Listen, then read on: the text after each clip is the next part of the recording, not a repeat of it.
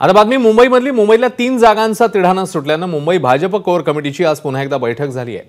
दुपारी रंगशारदा सभागृहात मुंबई भाजप अध्यक्ष आशिष शेलार यांनी तातडीची बैठक घेतली।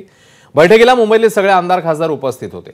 विद्यमान खासदार या नात्याने बैठकीला तिकीट न मिळालेले गोपाळ शेट्टी आणि मनोज कोटक हेही उपस्थित होते। दक्षिण मुंबई, उत्तर मध्य मुंबई आणि उत्तर पश्चिम मुंबई या 3 मतदारसंघांचा आढावा आशिष शेलार यांनी घेतलाय। आता या तिन्ही मतदारसंघांचा अंतिम निर्णय दिल्लीमध्ये पक्षश्रेष्ठी घेतील असं सांगण्यात येत आहे। येणाऱ्या काळामध्ये 6 एप्रिल